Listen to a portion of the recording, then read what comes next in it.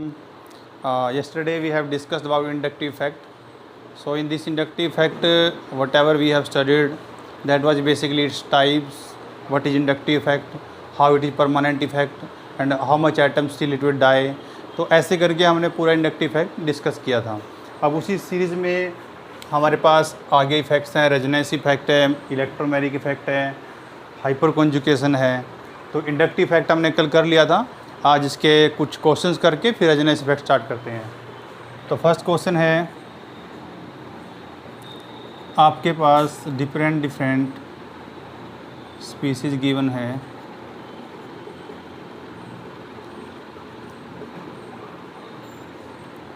One, two and three. So 1, 2, 3 इसमें आपको बताना है एसिडिटी का ऑर्डर.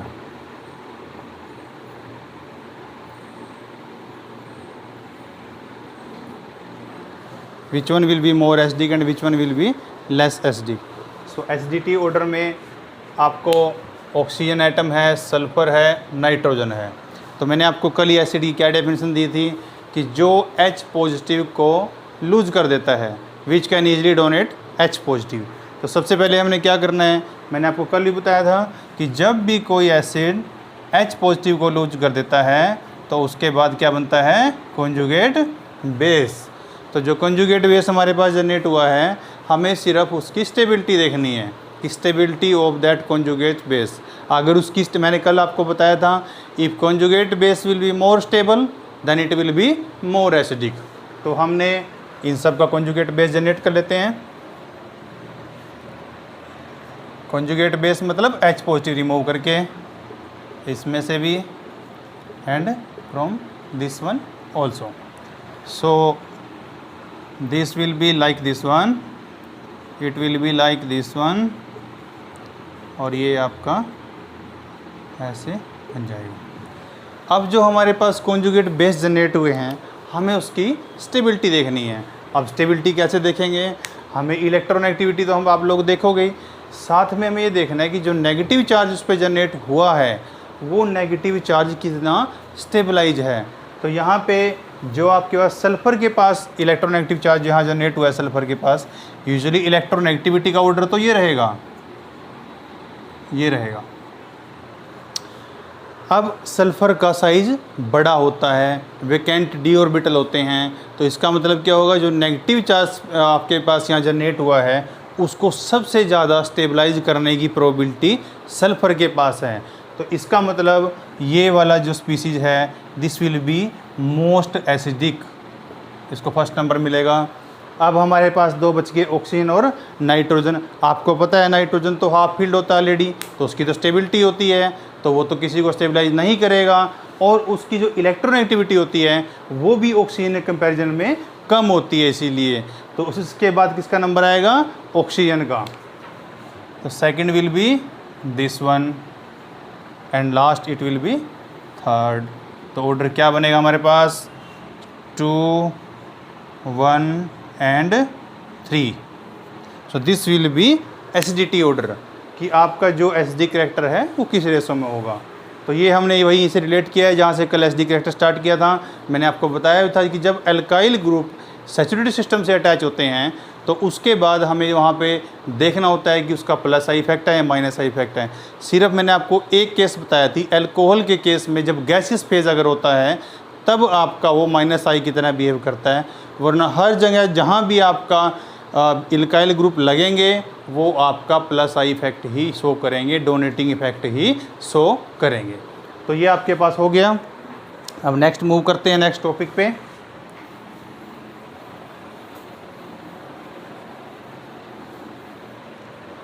ये हो गया, ये दो हमें बाद में करने हैं. तो पहले हमारे पास क्या बचा, रेजोनेंस इफेक्ट. तो अब रेजोनेंस इफेक्ट हमें करना है. तो रेजोनेंस इफेक्ट में हमें बेसिकली क्या करना होता है, आप रेजोनेंस को पढ़ते आए हैं. तो रेजोनेंस क्या होता है, डेफिनेशन देख लेते हैं पहले इसकी. रेजोनेंस इफेक्ट में हम बोलते हैं कि it is the phenomena in which decrease in the electron density at a point and corresponding increase in electron density at some other point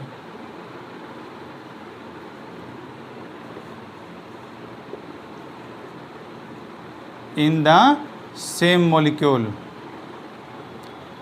अब देखते हैं इसका क्या मतलब है, क्या बोला है हमने। आप सब शुरू से पढ़ते आए हो कि रेजोनेंस में होता है, रेजोनेंस का दिमाग में आता है, हमारे दिमाग में क्या आता है, बेंजीन। रेजोनेंस आया तो बेंजीन, क्योंकि बेंजीन में हम इलेक्ट्रॉन का ट्रांसफ़र करते रहते हैं। रेजोनेंस इफेक्ट में मैं आपको एग्जांपल समझाता हूँ। सपोज करो हम बेंजीन ही ले रहे हैं, आपको पता है ये बॉन्ड रिवॉल्व करते रहते हैं। तो अगर हम इसके रेजोनेटिक स्ट्रक्चर बनाएं, तो अगर मैं इस बॉन्ड को यहाँ शिफ्ट करता हूँ और इस बॉन्ड को यहाँ शिफ्ट करता हूँ, तो मेरे पास जो रेजोनेटिक, आपको पता है ये सिंबल किसका होता है, रेजोनेटिक स्ट्रक्चर, जब आप मैकेनोनिकल स्ट्रक्चर लिखते हैं उसका होता है। तो हमारे पास स्पीसीज जनरेट होगी, वो होगी। अब इसको फिक्स रखना है, इस वाले को मूव कराया, अब यहाँ से एक बॉन्ड कम हो गया, टूट गया तो पॉजिटिव आ गया, यहाँ पे एक बॉन्ड बढ़ गया तो नेगेटिव आ गया। तो अगर मैं इसको रेजोनेटिक स्ट्रक्चर बोल रहा हूँ, मतलब इसके अंदर रेजोनेंस फिनोमिना हुआ है, तो हमारी डेफिनेशन को सेटिस्फाई करना चाहिए।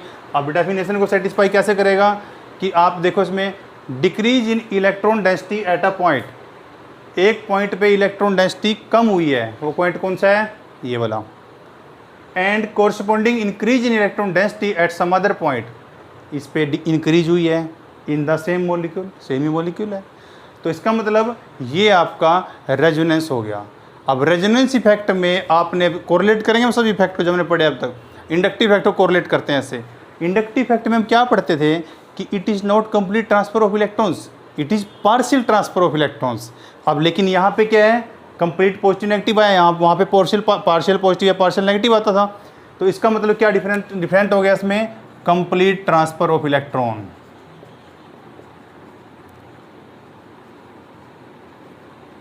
ठीक है। और नेक्स्ट पॉइंट, अब ये इफेक्ट जब तक मॉलिक्यूल के अंदर बॉन्ड है तो इफेक्ट होता रहेगा। तो इसका मतलब it is a permanent effect, ये आपका कोई टेम्परेरी इफेक्ट नहीं है, परमानेंट इफेक्ट है। जैसे आपका इंडक्टिव इफेक्ट था, सिर्फ इलेक्ट्रोमैग्नेटिक इफेक्ट एक होता है जो एक टेम्परेरी इफेक्ट होता है, जो परमानेंट नहीं होता। अब देखो ये तो हमने इसका डेफिनेशन देख लिया कि रेजोनेंस इफेक्ट होता क्या है। अब रेजोनेंस इफेक्ट कहाँ कहाँ होता है, हम चेक कैसे करेंगे कि इस मॉलिक्यूल रेजोनेंस है या नहीं है। तो सबसे पहले हमें ये चेक करना है कि रेजोनेंस होगा या नहीं होगा। अब आपको एक चीज़ यहाँ समझ में आती है कि यहाँ पे एक कोई डबल बॉन्ड था, उसकी मूवमेंट कराई है हमने, मतलब उसके अंदर जो इलेक्ट्रॉन पेयर थे, बॉन्ड पेयर था, उसको मूव कराया है हमने। अब अगर उसको मूव कराया है तो इसका मतलब हमारे पास एक डबल बॉन्ड तो इसमें एटलीस्ट होना चाहिए। अब उसके साथ क्या क्या कंडीशन है, उसके साथ या तो कोई दूसरा अल्टरनेट पोजीशन पे डबल बॉन्ड हो। अब इसको क्या बोलते हैं, अभी कॉन्जुगेशन में है तो इसको कॉन्जुगेटेड डाइन बोल देते हैं, कॉन्जुगेटेड डाइन। अब यहाँ पे आपको एक छोटा सा कंसेप्ट क्लियर कर देते हैं। डाई इन होते हैं, डाई का मतलब दो, इन का मतलब डबल बॉन्ड, जहाँ पे दो डबल बॉन्ड है। अब डाई इन के भी हमारे पास तीन टाइप होते हैं। बच्चे यूजुअली कन्फ्यूज रहते हैं कि कौन सा कॉन्जुगेटेड है, कौन सा आइसोलेटेड है, कौन सा क्यूमुलेटेड है। देख लेते हैं अभी। इसको हम बोलते हैं कॉन्जुगेटेड डाइन। कॉन्जुगेट किसको बोलेंगे, जहाँ पे अल्टरनेट पोजीशन पे डबल बॉन्ड प्रेजेंट होता है, उसको बोलते हैं कॉन्जुगेटेड डाइन।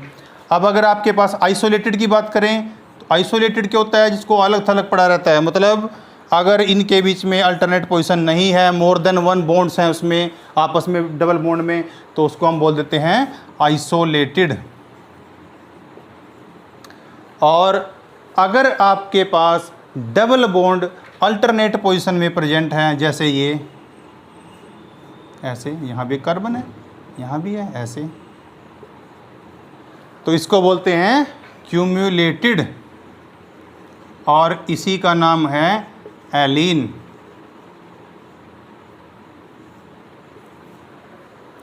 ठीक है। तो आपके पास तीन टाइप के डाइन हो गए, कॉन्जुगेटेड, आइसोलेटेड और क्यूमुलेटेड। ठीक है, लेकिन हमें यहाँ सिर्फ वास्ता पढ़ने वाला है जो वो कॉन्जुगेटेड से है, तो इनकी भी बात नहीं करते हैं। ओके, तो अभी हमने बात की कि हमारा जो रेजोनेंस इफेक्ट होता है परमानेंट इफेक्ट है। और दूसरा अभी हमने इंडक्टिव इफेक्ट में ये पढ़ा था कि it is distance operating effect, मतलब 2-3 एटम्स के बाद डाई हो जाता है, लेकिन ये इफेक्ट डिस्टेंस पे डिपेंड नहीं करता। तो resonance does not depend on distance, ठीक है। तो ये इफेक्ट जो आपका है वो डिस्टेंस पे डिपेंड नहीं करता।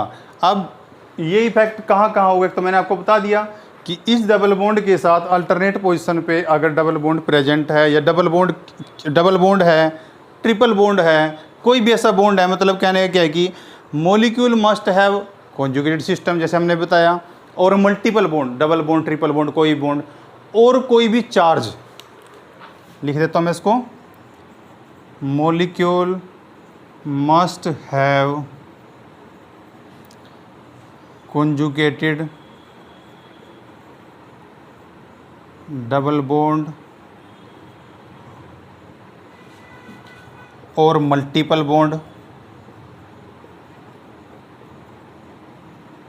और पॉजिटिव चार्ज और नेगेटिव चार्ज, राइट, और लोन पेयर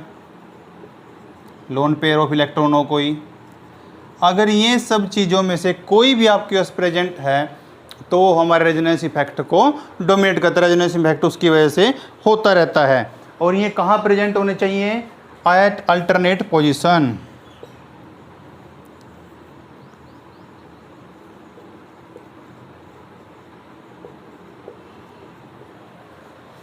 तो ये हमारी मस्ट कंडीशन हो गई। अब इसको वन बाय वन करके हम एक्सप्लेन भी करेंगे कि किस टाइप से जो मैंने लिखा है हम इसको जस्टिफाई कैसे करते हैं। एक तो मैंने आपको बता दिया कॉन्जुगेटेड डाइन, अगर आप चाहते हो तो स्क्रीनशॉट ले सकते हो उसका। अब आपको एग्जाम्पल से मैं इसको रब करता हूँ, आपको एग्जाम्पल समझाते हैं। ये चीज़ें मैं हटा रहा हूँ अभी क्योंकि हमें इस पॉइंट पे फोकस करना है अभी।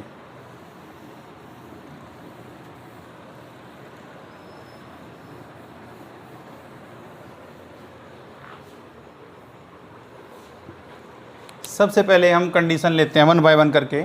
इसमें हमने लिखा था, जैसे ये डबल बॉन्ड है हमारा,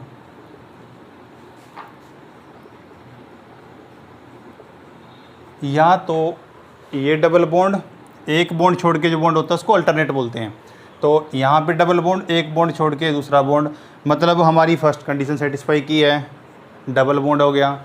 ये ऐसे भी हो सकता है, CH2 CH C triple bond CH, मतलब हमारी मल्टीपल बॉन्ड वाली कंडीशन सेटिस्फाई करता है। और ये ऐसे भी हो सकता है, CH2 डबल बॉन्ड CH, यहाँ पे कोई भी आप CH3 ले लिया आपने, सॉरी CH2 पॉजिटिव।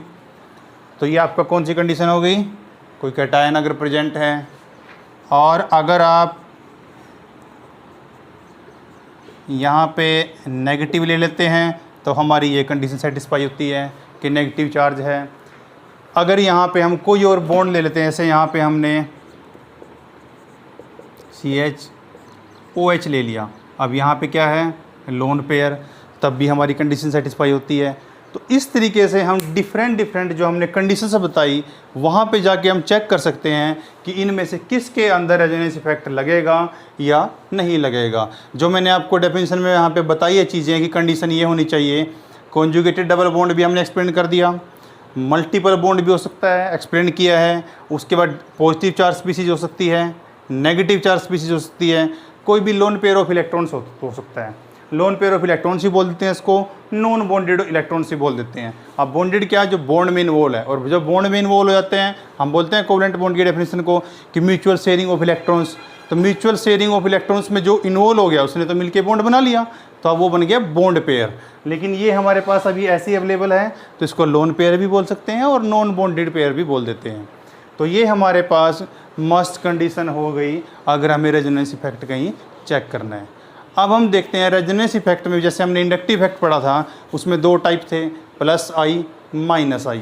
और मैंने आपको क्लियर भी किया था कि +I और -I हम इलेक्ट्रॉन एक्टिविटी ऑफ एटम के रिस्पेक्ट में देखते थे। जिसमें हमारा कंपैरिजन हाइड्रोजन से था, जिस हाइड्रोजन का 2.1 रहता था उससे अगर किसी का ज़्यादा इलेक्ट्रॉन एक्टिविटी थी तो मतलब उससे इलेक्ट्रॉन खींचेगा, तो हम उसको -I कैटेगरी में रखते थे, वरना हम दूसरे को +I में रखते थे। अब इसमें भी -R +R देख लेते हैं।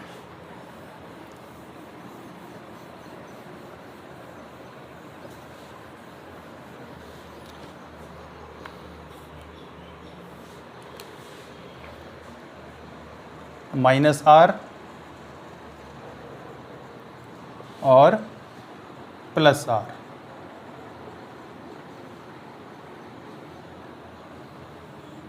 ये हो गया मेरा। अब -R देखो, हमें इसमें देखा था कि आपका जो भी डबल बॉन्ड, ट्रिपल बॉन्ड, जो मल्टीपल बॉन्ड था, अगर उससे हमारी कोई इलेक्ट्रोनेगेटिव एटम अटैच है, if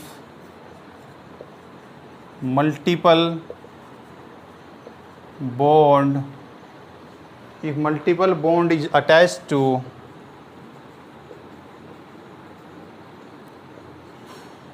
electronegative atom,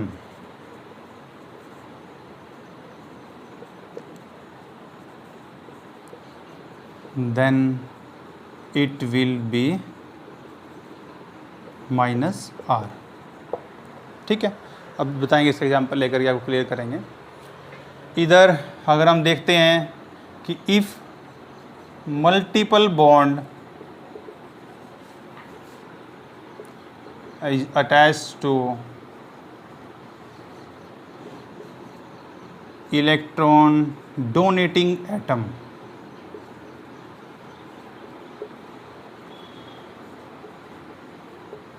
electron donating atom, आपको आपने कल ही पढ़ा था, एल्काइल ग्रुप सारे आपके जब भी किसी मल्टीपल बॉन्ड या अनसैचुरेटेड सिस्टम से अटैच होते हैं तो वहाँ पे +I इफेक्ट दिखाते थे।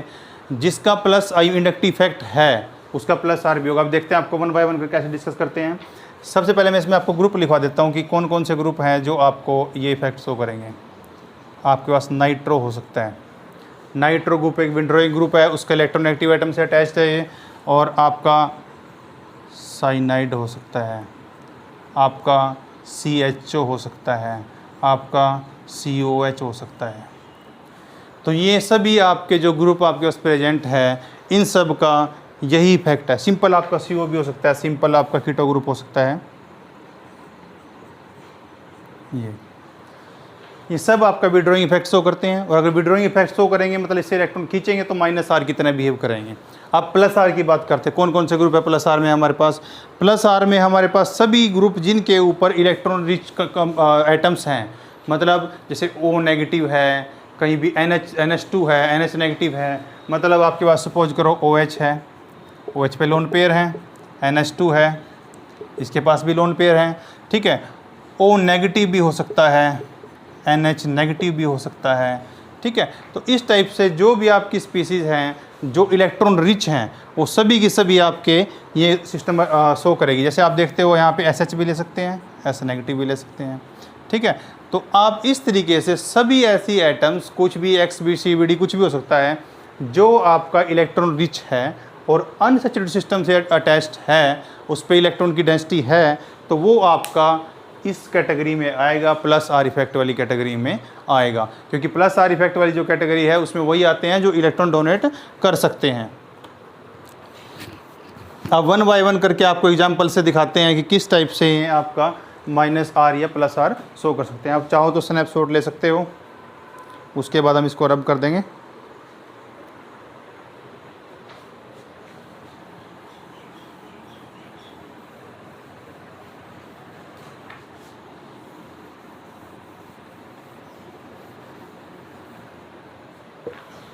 नाइट्रो से स्टार्ट करते हैं।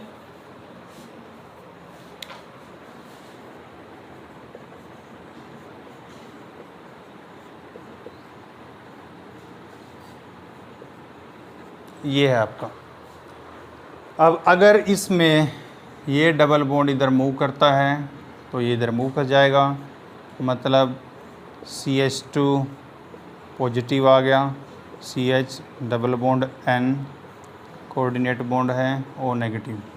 अब आपकी कंडीशन सेटिस्फाई हो गई है। पहली बात तो आपके डबल बॉन्ड के साथ हमने क्या बताया था कोई भी आपका मल्टीपल बॉन्ड हो सकता है अल्टरनेट पोजीशन पे, कोई डबल ट्रिपल बॉन्ड, या कोई भी ऐसी एटम जिस पे चार्ज हो, पॉजिटिव हो, नेगेटिव हो, या कोई लोन पेयर कंटेनिंग हो, या कोई विड्रॉइंग ग्रुप। जैसे इसने अभी क्या किया, इससे विड्रॉ किया, तो विड्रॉ करने के बाद यहाँ पे पॉजिटिव आ गया और यहाँ पे नेगेटिव आ गया। तो हमारे पास जो प्रेजेंट था क्राइटेरिया कि हमारे पास जो एटम प्रेजेंट है, हमें जो डेफिनेशन में देख रहे थे कि subsequently decrease in the electron density at a point and increase in the electron density at some other point in the same molecule.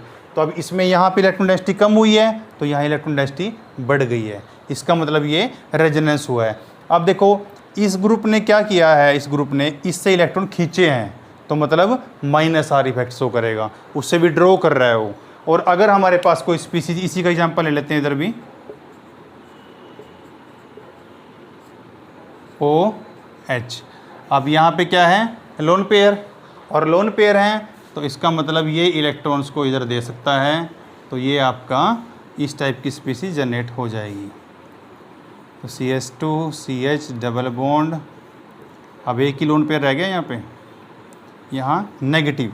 अब इसने क्या हुआ है, इस CH2 को इलेक्ट्रॉन रिच बनाया है और खुद की डेफिनेशन क्रिएट की है। तो मतलब क्या हुआ, इसने इस बॉन्ड को इलेक्ट्रॉन इस ग्रुप ने दिए हैं, मतलब डोनेट किए हैं। और हमने क्या डेफिनेशन में देखा था कि अगर आपके पास कोई ऐसा डोनेटिंग सिस्टम है जो उसको डोनेट करता है, तो उस कंडीशन में आपका प्लस आर इफेक्ट शो होगा।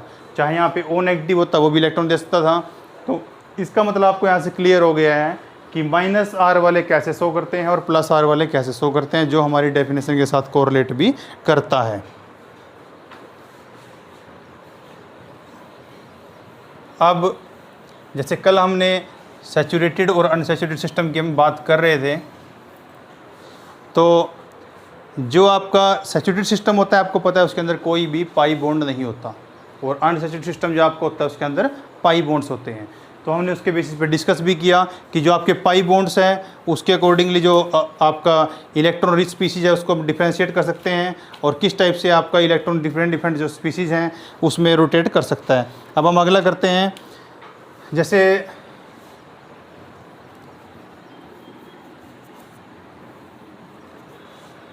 आपके पास सपोज करो ये स्पीसीज है, यहाँ पे हमने O नेगेटिव ले लिया है।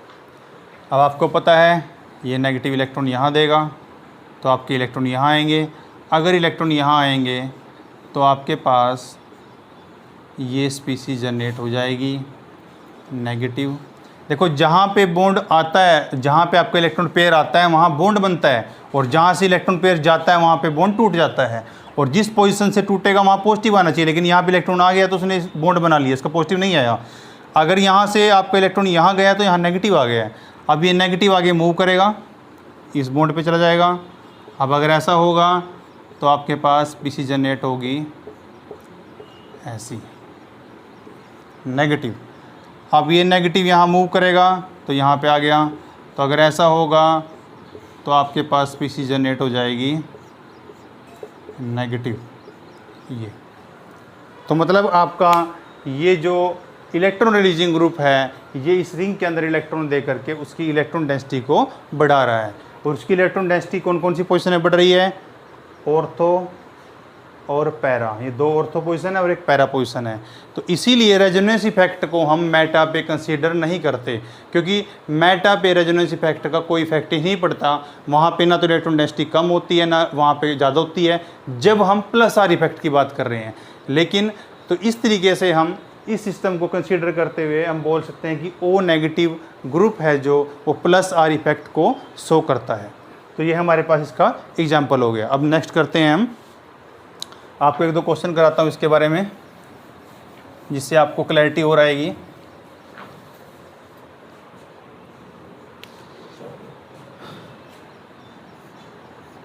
हमारे पास 5 मेंबर रिंग है,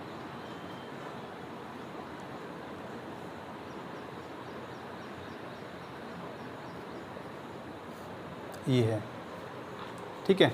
अब आपको जो हमारे पास रिंग सिस्टम प्रेजेंट है इसमें अब आपको पता है ये एक्टिव मिथाइलिन टाइप हो गया, इस पर एक हाइड्रोजन लगा हुआ है क्योंकि दोनों साइड कीटो ग्रुप है, दोनों विड्राइंग ग्रुप हैं।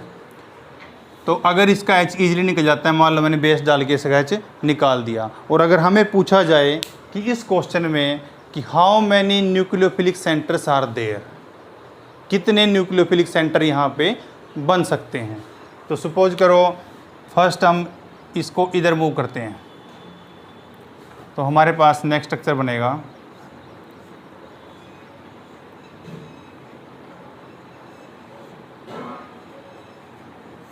ये, और रिमेनिंग स्पीसीज ऐसा से लिख सकते हैं। अगर मैं इस नेगेटिव को मूव करता हूँ अपोजिट साइड, इस साइड,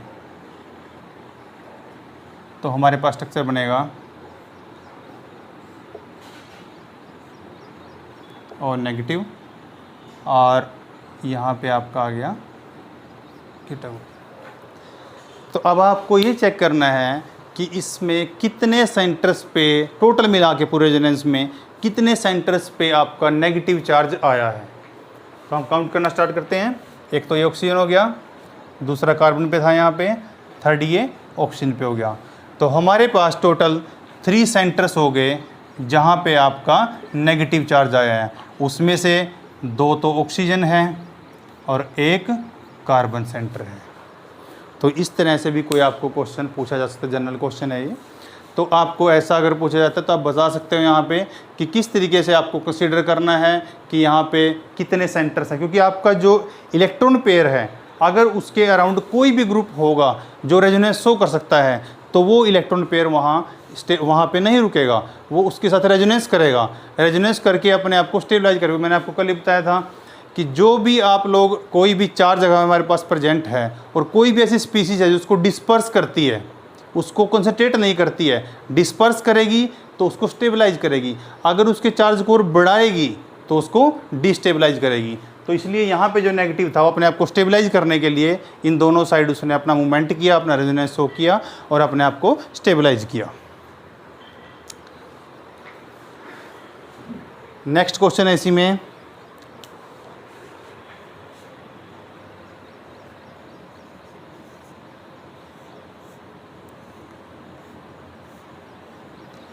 ये आपके पास कोई सिस्टम गिवन है,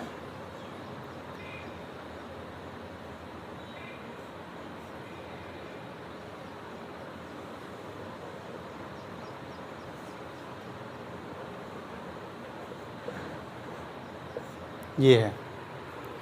तो आपको सिमिलरली इसमें भी इसके रेजोनेटिक स्ट्रक्चर बना के दिखाने हैं कि अपने आपको कैसे स्टेबलाइज कर सकता है। तो आपको सबसे पहले फाइंड आउट करना है कि इलेक्ट्रॉन रिच सिस्टम है कहाँ, वहीं से मूवमेंट ऑफ इलेक्ट्रॉन स्टार्ट होगा और इलेक्ट्रॉन जो उसको डिस्पर्स करता है या उसके साथ रेजोनेंस शो कर सकता है उस ग्रुप को आइडेंटिफाई करना है। फिर अब यहाँ से ये लोन पेयर यहाँ पे आएगा और ये यहाँ पे मूव करेगा, और अगर ये ऐसे मूव करेगा यहाँ पे तो आपके पास स्पीसीज जनरेट हो जाएगी। या अगर उसने यहाँ पे पॉजिटिव दिया है इस क्वेश्चन के अंदर तो आप इसको सिंपली कर सकते हो। आप देखो यहाँ पे ये आपको ऐसे ड्रॉ कर लेना है, उसके बाद अब यहाँ डबल बॉन्ड आ गया। अब नाइट्रोजन के 4 बॉन्ड हो गए तो पॉजिटिव लगाऊंगा इसके ऊपर। अब देखो यहाँ पे डबल बॉन्ड है तो ये डबल बॉन्ड जब मूव करेगा इस कॉर्नर पे आएगा तो नेगेटिव आएगा, तो नेगेटिव एक साइड पॉजिटिव, मतलब एक बॉन्ड बन गया। या मैं आप इसको डायरेक्ट चाहो तो ऐसे दिखा सकते हो, ऐसे, तो मतलब आपका बॉन्ड यहाँ शिफ्ट हो गया, ये पॉजिटिव चार्ज न्यूट्रलाइज हो गया उसका। तो एक ये स्पीसीज है, इस तरीके से भी हम चेक कर सकते हैं कि हमारे पास किस टाइप से आपका कहाँ कहाँ। आप देखो उसमें आपने नेगेटिव चार्ज चेक किया था, अब यहाँ पॉजिटिव पहले यहाँ पे था कार्बन पे, अब पॉजिटिव नाइट्रोजन पे चले गया, आप इसको भी चेक कर सकते हो। तो इस तरीके से आप इलेक्ट्रॉन डेंसिटी को रेजोनेंस के द्वारा किस टाइप से आप उसको रोटेट करके उसको डिस्पर्स करके उसको स्टेबलाइज कर सकते हो। तो उसी का हमारे पास ये सेकेंड एग्जाम्पल है।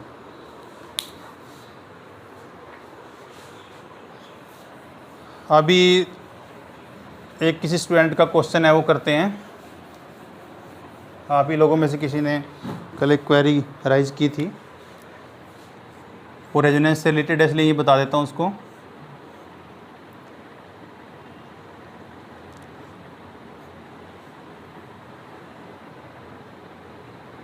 सपोज करो OH ही है यहाँ पे या COH लगा लो।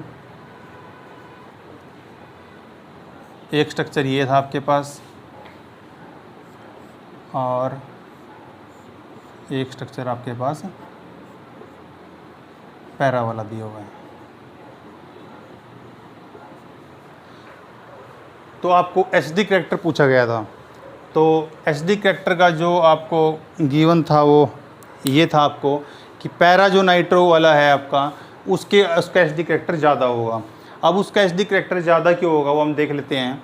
जैसे COH है तो एक विड्रॉइंग ग्रुप की तरह एक्ट कर रहे हैं, COH एक विड्रॉइंग ग्रुप की तरह एक्ट करेगा, और अगर ये विड्रॉइंग ग्रुप की तरह इस टाइप से एक्ट करता है तो इसमें हमें देखना है कि कौन सा इसको ज़्यादा स्टेबलाइज या डिस्टेबलाइज उसके अकॉर्डिंगली करता है। अब देखो, जब भी मेरे पास यहाँ पे पैरा पोजिशन है यहाँ पे, तो इस पैरा के अंदर रेजोनेंस इफेक्ट होता है। मैंने भी आपको दिखाया, चाहे वो विड्रॉइंग हो चाहे वो आपका रिलीजिंग हो, दोनों कंडीशंस में आपको बताया है। तो इस क्वेश्चन को सिंपली पहले फिनोल से करते हैं, OH OH। अगर हम यहाँ पे पैरा, ये आपका मेटा हो गया, हमें पता है कि अगर यहाँ पे इलेक्ट्रॉन डेंसिटी को OH रिलीज करता है, ऐसे मान लो ये एचडी का है, इसने H पॉजिटिव दिया, हम एचडी करैक्टर कैसे चेक करते हैं कि उसने H पॉजिटिव रिलीज किया और H पॉजिटिव के बाद जो स्पीसीज आपके फिनोक्साइड बन गई है उस स्पीसीज को कौन स्टेबलाइज करेगा। अब देखो, अगर ये यहाँ पे है तो ये यहाँ पे आएगा बॉन्ड, ये बॉन्ड यहाँ पे आएगा और ये बॉन्ड यहाँ पे आएगा। मतलब आपके पास ये ग्रुप जो प्रेजेंट है वो इलेक्ट्रॉन डेंसिटी को, अब नाइट्रो तो विड्रॉइंग है और ऑक्सीजन डोनेट कर रहे हैं, तो इसका मतलब ये उसको स्टेबलाइज कर लेगा, पैरा पोजिशन पे रेजोनेंस हो रहा है।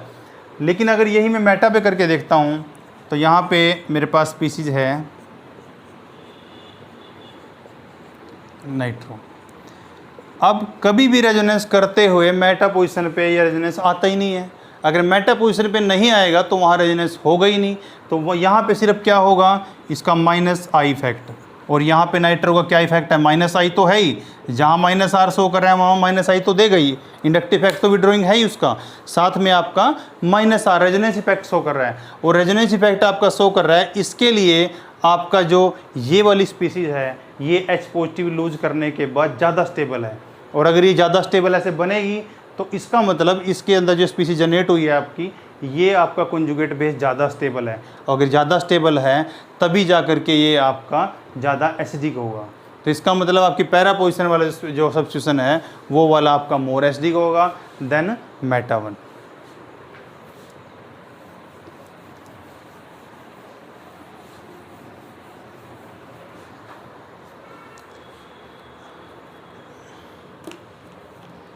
अब नेक्स्ट आपके पास एक क्वेश्चन दिया हुआ है,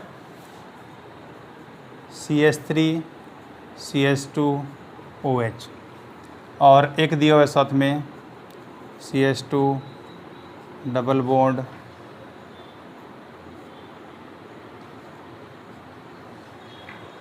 अब आपसे पूछा गया है कि इन दोनों में से कौन से वाला ज़्यादा स्टेबलाइज होगा।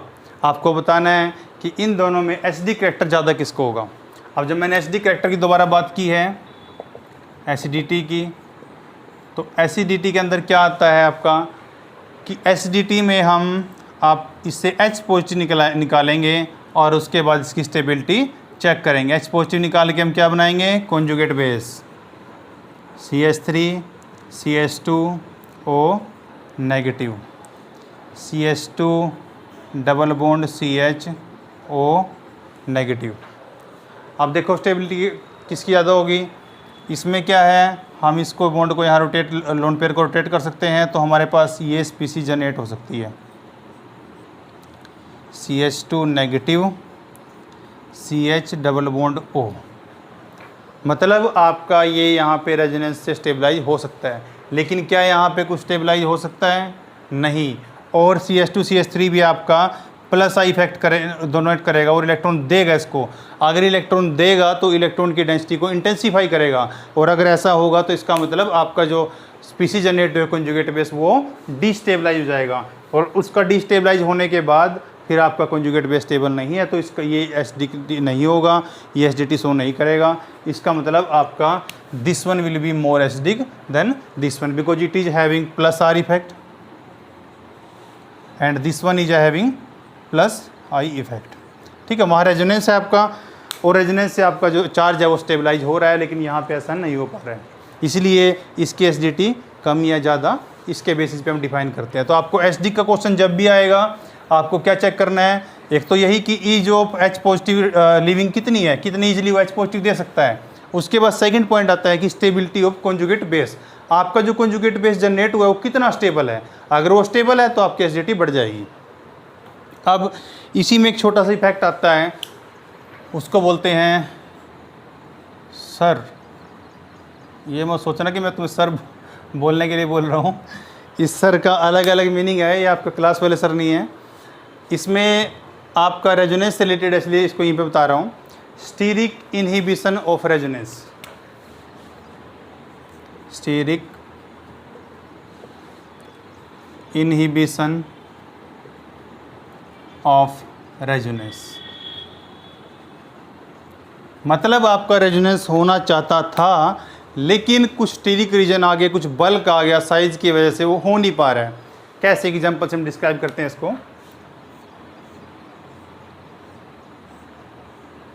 सपोज करो मेरे पास ये स्पीसीज प्रेजेंट है,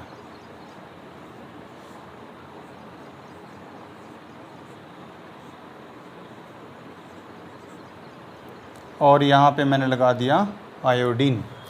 एक चीज़ आपको समझनी पड़ेगी यहाँ पे कि जब भी हम कोई रेजोनेंस की बात करते हैं कि रेजोनेंस हो रहा है, इलेक्ट्रॉन्स किसी भी इसमें मूव कर रहे हैं, आपको पता है ये आपका बेंजीन रिंग है। बेंजीन रिंग के ऊपर भी और नीचे भी, एक इस जैसे ऊपर है ऐसे पीछे, इसके पीछे की तरफ भी एक लोब बना हुआ है जिसको आप पी ऑर्बिटल बोल देते हो। तो ऑर्बिटल्स के लोब बने हुए हैं इस टाइप से, आगे भी और पीछे भी, ऐसे हर एक सेंटर पे है वो, हर एक सेंटर पे। यहाँ भी हैं, यहाँ भी हैं, यहाँ भी हैं, यहाँ भी हैं और यहाँ भी है। ठीक है, तो अगर आप मॉडल से देखोगे तो आपको अच्छे से क्लियर होगा, नेक्स्ट क्लास में दिखा भी देंगे आपको। तो इसमें आपको जब आपके इस टाइप से प्रेजेंट है, तो जब भी कोई आपका बाहर से कोई एटम अटैच है वो इलेक्ट्रॉन लेगा या इलेक्ट्रॉन देगा, दोनों कंडीशन में रेजोनेंस होगा, या तो प्लस आर होगा या माइनस आर होगा। तो दोनों कंडीशन में आपके पास जो ये पी ऑर्बिटल है और उसका ऑर्बिटल दोनों आपके पास ऐसे पैरेलल आने चाहिए। जैसे मैं आपको इस स्केच से समझाता हूँ कि दोनों पैरेलल आने चाहिए। अगर इनमें से कोई एक ऐसे हो गया तो आपके पास रेजोनेंस नहीं हो पाएगा।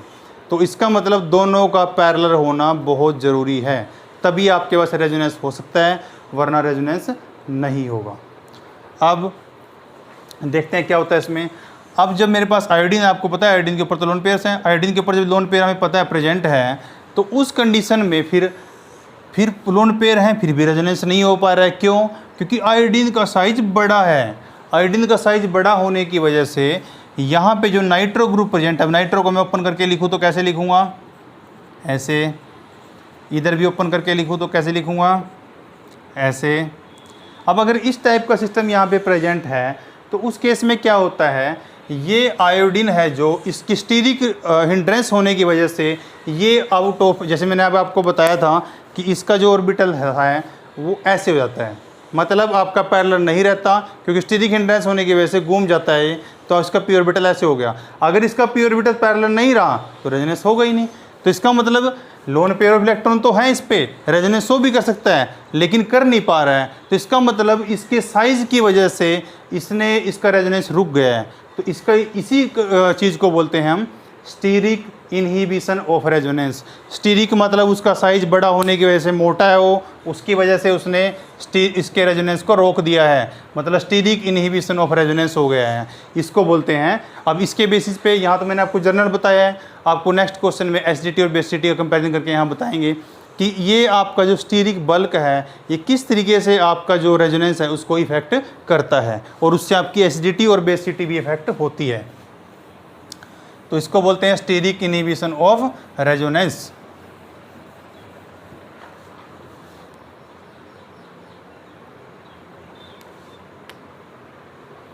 आप देखो, आपको एनिलीन का स्ट्रक्चर पता होगा सभी को, नहीं पता है तो देख लो। बेंजीन के ऊपर एक NH2 लगा दो, इसी को एनिलीन बोलते हैं। सपोज करो मेरे पास ये दो स्ट्रक्चर प्रेजेंट हैं,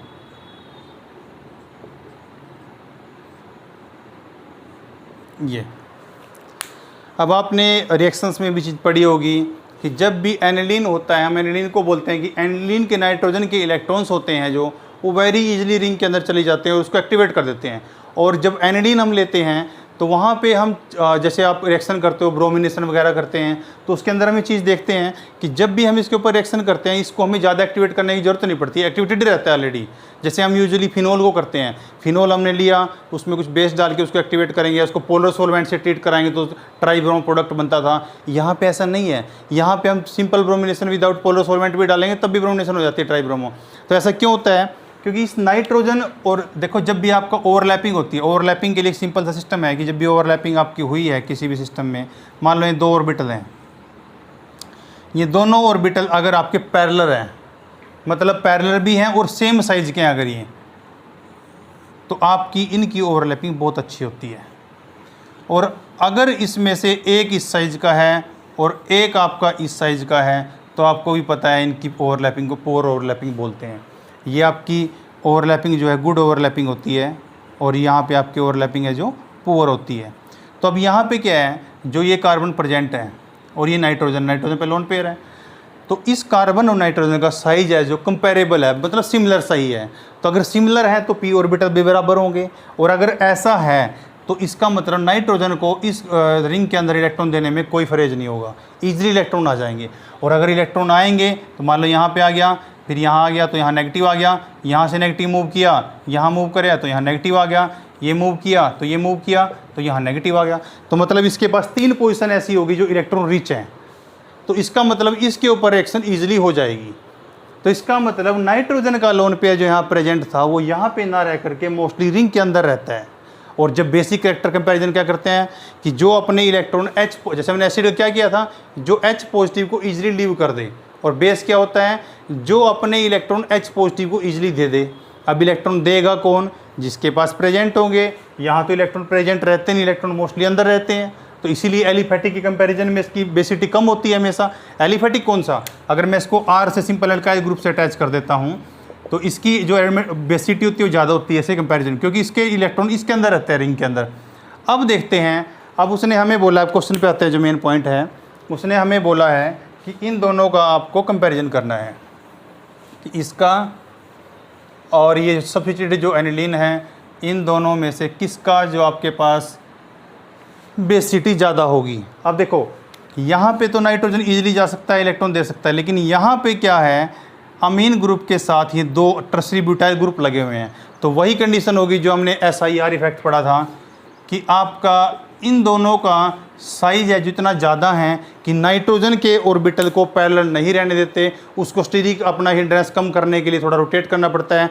अगर वो रोटेट हो गया तो उसके पी ऑर्बिटल पैरेलल नहीं रहे, अगर पी ऑर्बिटल पैरेलल नहीं रहे तो वो अपने इलेक्ट्रॉन अंदर नहीं दे सकता। अगर उसने इलेक्ट्रॉन अंदर नहीं दिए तो इसका मतलब इलेक्ट्रॉन तो यहीं पर रहेंगे, और यहाँ पे इलेक्ट्रॉन जा रहे हैं अंदर, तो इसका मतलब बेसिक ज़्यादा कौन हुआ? जिसके ऊपर इलेक्ट्रॉन पेयर वहीं पे है। तो इसका मतलब this will be more basic than simple one. ये सब्स्टिट्यूट वाला ज़्यादा बेसिक होगा, इसे कंपैरिजन में रीजन क्या होगा? SIR, sir, steric inhibition of resonance. ठीक है, तो ये आपका सिंपल होता है जिसके बेसिस पे हम डिस्क्राइब करते हैं कि आपकी SDT या बेसिटी का क्या इफेक्ट रहता है। अब सबसे इम्पोर्टेंट पार्ट की तरफ मूव करते हैं,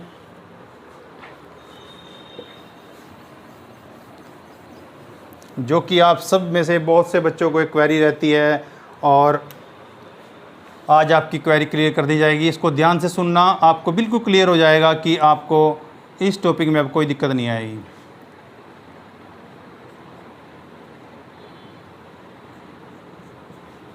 बेंजीन के ऊपर जब भी हैलोजन लगाते हैं तो आप बुक्स में पढ़ते आए हो कि +R और -I इफेक्ट होता है। तो मोस्टली बच्चे कंफ्यूज रहते हैं कि कौन सा इफेक्ट लें और कौन सा इफेक्ट ना लें।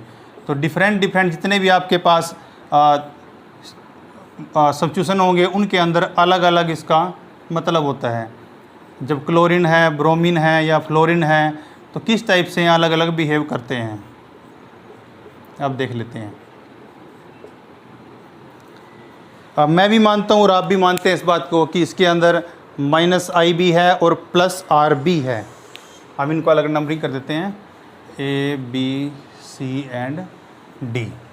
तो अगर मैं इसमें बात करता हूँ, मैंने बोल दिया पहले ही -I भी देखना है और +R भी देखना है। अब -I और +R का जो हम एक कॉलम बना लेते हैं यहाँ पे, ये +R। हम स्टार्ट करते हैं फ्लोरीन से। अब फ्लोरीन में क्या होता है, फ्लोरीन के ऊपर इलेक्ट्रॉन पेयर भी हैं, अगर पेयर हैं तो रिंग के अंदर दे भी सकता है, और देगा भी क्यों नहीं, क्योंकि फ्लोरीन और कार्बन के साइज में कोई ज़्यादा डिफरेंस नहीं है, तो कंपेरेबल सा साइज है, तो इसका मतलब उनके पी ऑर्बिटल अच्छे से ओवरलैप करेंगे तो प्लस आर इफेक्ट अच्छा रहेगा इसका। लेकिन फ्लोरीन की इलेक्ट्रॉनेगेटिविटी भी ज़्यादा होती है, हम पढ़ते हैं ना ये, फ्लोरीन की सब ज़्यादा होती है, फिर क्लोरीन की होती है, फिर ब्रोमीन की होती है, फिर आयोडीन की होती है, ये पढ़ते हैं। अब यहाँ पे क्या हो रहा है, रेजोनेंस भी अच्छा हो रहा है और माइनस इफेक्ट भी अच्छा है, तो दोनों ऑलमोस्ट एक दूसरे को कैंसिल आउट सा कर देते हैं। ये सिमिलरली बेंजीन की तरह ही बिहेव करता है, ज़्यादा डिफरेंस नहीं रहता, क्योंकि जितना ये अंदर देने की कोशिश कर रहा है प्लस आर से, उतना ही इसका माइनस आई इफेक्ट भी है। अब नेक्स्ट पे मूव करते हैं, क्योंकि यहाँ पे जो हम प्लस आर इफेक्ट देख रहे हैं वो हम देख रहे हैं कि 2p ऑर्बिटल है, मतलब कार्बन है जो, इसका भी 2p ऑर्बिटल है और फ्लोरीन का भी आउटर में 2p ऑर्बिटल है। अब हम नेक्स्ट पे मूव करते हैं, कार्बन का तो 2p रहा, इसका क्या हो गया 3p, इसका मतलब 2p से 3p, यानी कि एक का साइज ऐसे है और एक का साइज अब ऐसे हो गया, तो ओवरलैपिंग थोड़ी कम हो गई। यहाँ पे दोनों के साइज सिमिलर थे तो ओवरलैपिंग अच्छी हो रही थी, प्लस आर इफेक्ट अच्छे से हो कर रहा था। इससे आगे बढ़ा मैं तो यहाँ पे 2p का 4p से, मतलब ये आपका कुछ ऐसे हो गया, ऐसे और भी ज़्यादा, तो ओवरलैपिंग और भी पोर होती चली गई। उसके बाद यहाँ पे आयोडीन के बाहर 5p होता है, 2p 5p, ये तो बिल्कुल वैसे ही हो गया जैसे चींटी का हम जिराफ से कराना चाहते हैं, तो वो तो पॉसिबल ही नहीं होगा, तो बहुत ओवरलैपिंग कम हो गई। तो इसका मतलब प्लस आर इफेक्ट यहाँ से जाते हुए यहाँ तक बहुत ड्रास्टिक डिक्रीज किया है, क्योंकि ऑर्बिटल के साइज डिफर कर गए हैं। इसका मतलब प्लस आर इफेक्ट जितना यहाँ था यहाँ तो उसके बिल्कुल नेग्लिजिबल है। लेकिन अब मैं कंपैरिजन करता हूँ माइनस आई इफेक्ट का। माइनस आई में आपको पता है फ्लोरीन का माइनस आई इफेक्ट होता है, उसकी अच्छी इलेक्ट्रॉनेगेटिविटी है, क्लोरीन की भी है, ब्रोमीन की, आयोडीन की और कम है, लेकिन हम ये नहीं बोल सकते कि बिल्कुल ही कम है, उसकी है ही नहीं। लेकिन यहाँ पे मैं ऐसा बोल सकता हूँ कि बहुत नेग्लिजिबल है, ना के बराबर। तो इसका मतलब फ्लोरीन से आयोडीन की तरफ जाते हुए जब इधर मूव किए हैं तो माइनस आई इफेक्ट उस अमाउंट से डिक्रीज नहीं हुआ है जिससे प्लस आर डिक्रीज हुआ है। इसका मतलब minus I effect he dominate करेगा ओवर प्लस आर इफेक्ट जब हम डी से ए की तरफ मूव करेंगे। मतलब minus I effect will be dominates over plus are effect. ये बड़ा इंपॉर्टेंट है बेटा, इसको ध्यान से समझना। दोबारा बताता हूँ एक बार, जब हमने स्टार्टिंग कंपैरिजन किया आपको पता है रेजोनेंस इफेक्ट का मैंने आपको मेन फंडा बताया था कि उसमें आपके ऑर्बिटल्स का साइज बराबर होना चाहिए और उसके बाद वो ऑर्बिटल्स आपके पैरेलल होने चाहिए। अब देखो यहाँ पैरेलल तो हैं लेकिन साइज भी बराबर होना चाहिए। यहाँ तो 2p है, बेस्ट ओवरलैप हो रहा है, 2p 3p समहाउ हो जाएगा, 2p 4p और वीक पड़ गया, 2p 5p तो बिल्कुल भी नहीं हो सकता। तो इसका मतलब इसका जो प्लस आर इफेक्ट है अंदर इलेक्ट्रॉन देने की पावर तो खत्म ही हो गई, तो प्लस आर इफेक्ट तो इसका नेग्लिजिबल हो गया। तो फ्लोरीन से आयोडीन की तरफ जाते हुए इसका जो प्लस आर इफेक्ट है वो कंप्लीटली आपका डिक्रीज कर जाएगा, माइनस आई इफेक्ट उस कंपैरिजन में डिक्रीज नहीं करेगा। तो इसका मतलब माइनस आई इफेक्ट है जो वो डोमिनेटिंग रहेगा और प्लस आर इफेक्ट। तो इसीलिए इसका माइनस आई इफेक्ट डोमिनेटिंग रहने की वजह से हम इसके जो ऑर्डर ऑफ इलेक्ट्रॉन डेंसिटी बनाते हैं वो बनाते हैं डी, फिर आपका सी बी ए, ये आपकी इलेक्ट्रॉन डेंसिटी का ऑर्डर रहेगा।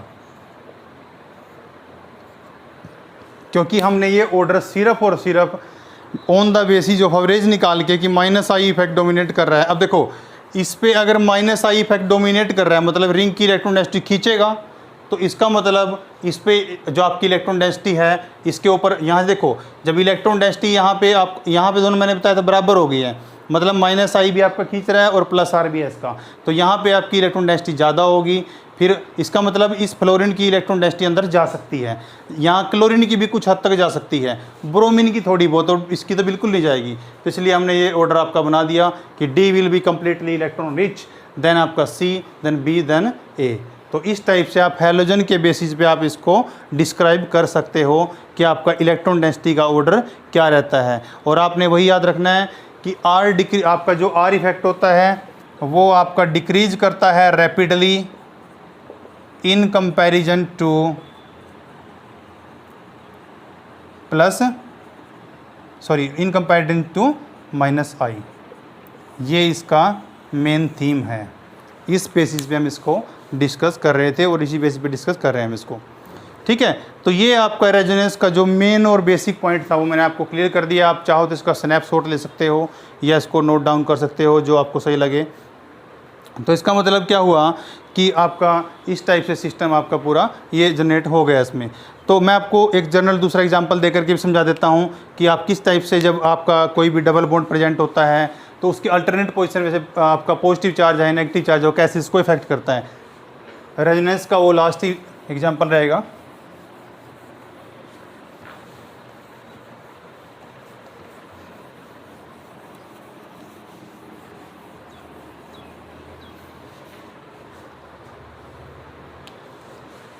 सपोज करिए मेरे पास ये प्रेजेंट है, ये कोई कार्बोकैटायन बना हुआ है जिसको हम पॉजिटिव चार्ज बोल देते हैं। पॉजिटिव का मतलब ये होता है कि उसका ऑर्बिटल खाली है। ये कार्बन ऐसे, ये आपका डबल बॉन्ड है। डबल बॉन्ड बना दूँ, चाहे इन ऑर्बिटल्स में ओवरलैपिंग है तभी डबल बॉन्ड है। तो ये होता कैसे, जैसे मैंने आपको भी बताया कि ऑर्बिटल का पैरेलल होना जरूरी क्यों होता है। मान लो ये एक ऑर्बिटल है, फील्ड ऑर्बिटल है, वैकेंट ऑर्बिटल है। अगर ये बॉन्ड यहाँ शिफ्ट करना चाहे, मैं इसको एग्जांपल से इधर दिखा देता हूँ, आपको पता चल जाएगा हम किसकी बात कर रहे हैं। CH2 पॉजिटिव, हम इसकी बात कर रहे हैं। जब उसके इसको एलाइली कार्बोकैटायन भी बोलते हैं। जब डबल बॉन्ड के अल्टरनेट पोजीशन पे कोई भी आपका पॉजिटिव स्पीसीज होती है तो उसको एलाइली कार्बोकैटायन बोलते हैं। अब ये जो आपका सिस्टम है कैसे रेजोनेंस को अफेक्ट करके स्टेबलाइज करता है, अब देखना है हमें। यहाँ पे देखिए, ये आपका डबल बॉन्ड है जो यहाँ पे दिखाया हुआ है मैंने। इसका जो फील्ड ऑर्बिटल है, इन दोनों के बीच जो बॉन्ड बना हुआ है वो यहाँ शिफ्ट होगा क्योंकि यहाँ वैकेंट ऑर्बिटल है। तो मतलब अब इसके बाद जो स्पीसीज बनेगी वो ऐसी बन जाएगी, H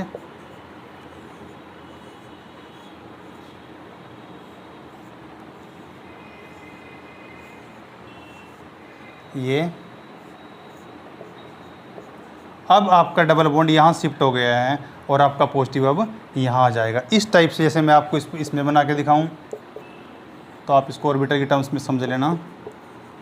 CH2 CH double bond CH2, तो ये आपका एलाइली कार्बोकैटायन है। इस टाइप से इसको स्टेबलाइज होता है, तभी हम बोलते हैं कि एलाइली कार्बोकैटायन या benzylic carbocation is more stable due to resonance.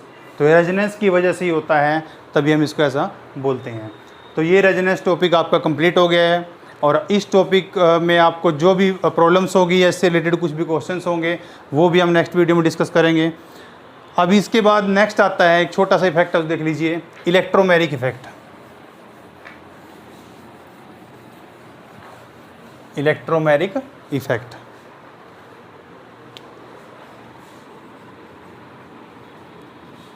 Electromeric effect easy सा टॉपिक है ये।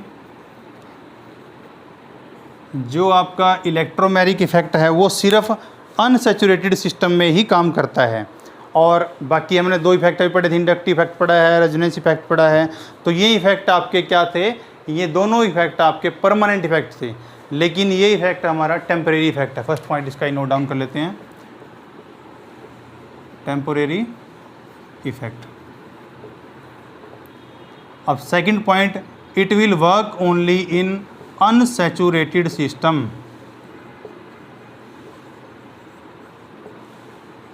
ठीक है, अब जैसे हमने पहले वाले पढ़े हैं वैसे भी इसके भी दो टाइप हैं। इसको ई इफेक्ट बोलते हैं, प्लस ई और माइनस ई। ठीक है, ये दो इसके भी ऐसे पॉइंट हैं। अब इसमें हमें देखना है कि किसको हम प्लस ई बोलते हैं और किसको हम माइनस ई बोलते हैं। जैसे आपके पास अगर कोई स्पीसीज आपके पास ऐसी प्रेजेंट है यहाँ पे, जैसे कार्बन डबल बॉन्ड कार्बन है, कोई भी लगा लो आप। दूसरा इसमें एक पॉइंट और नोट करने का है कि it is reagent dependent. Reagent dependent मतलब ये इफेक्ट तभी काम करेगा अगर कोई रीजेंट प्रेजेंट होगा। जैसे मान लो ये प्रेजेंट है हमारे पास, इसका इलेक्ट्रोफाइल है, इस डबल बॉन्ड ने अटैक किया। आपको पता है इलेक्ट्रॉन रिच स्पीसीज से इलेक्ट्रॉन डेफिशिएंट स्पीसीज की तरफ हमेशा अटैक होता है। जब इसने अटैक किया तो हमारे पास बॉन्ड बन गया ऐसे, किसी भी एक साइड पॉजिटिव आएगा और दूसरी साइड आपका बॉन्ड बन जाएगा। तो एक तो ये सिस्टम हो गया। जब जिसमें ये होगा, ऐसा सिस्टम बनेगा, मतलब इलेक्ट्रॉन रिच स्पीसीज से इलेक्ट्रॉन विड्रॉइंग की तरफ ऐसे अटैक होगा, तो उसको हम बोलेंगे प्लस ई इफेक्ट। अब प्लस ई इफेक्ट अगर इसको डेफिनेशन की टर्म्स में देखना हो तो हम इसको देख भी सकते हैं। इस दूसरा, इसमें भी एक इंडक्टिव इफेक्ट की तरह, जो इंडक्टिव इफेक्ट में क्या था, पार्शियल ट्रांसफर ऑफ इलेक्ट्रॉन्स था, कंप्लीट नहीं था, पार्शियल चार्ज का ट्रांसफर होता था।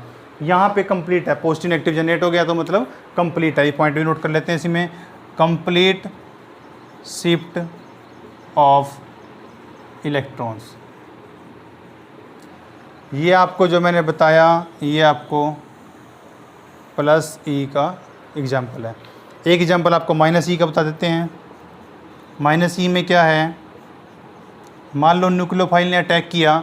अभी देखो कार्बन ऑक्सीजन बॉन्ड है, ऑक्सीजन की इलेक्ट्रॉन एक्टिविटी ज़्यादा होती है तो कार्बन पार्शियल पॉजिटिव अचीव रखेगा और oxygen partial negative.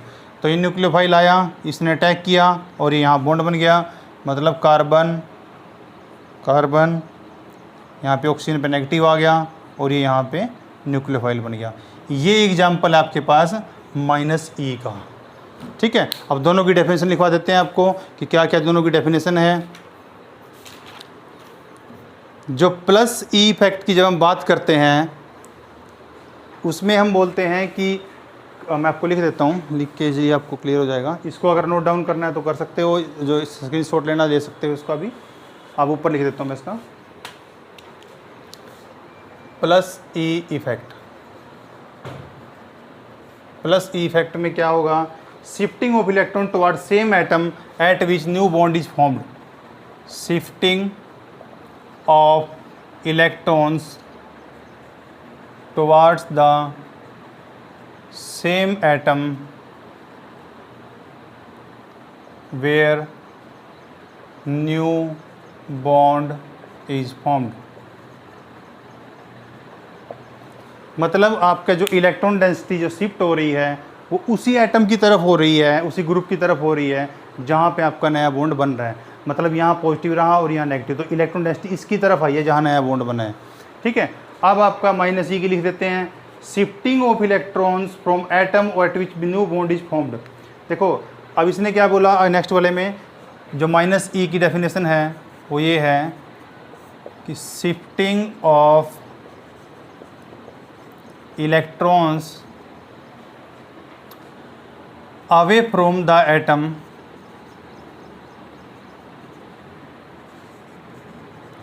where new bond is formed। दोनों को देख लेते हैं।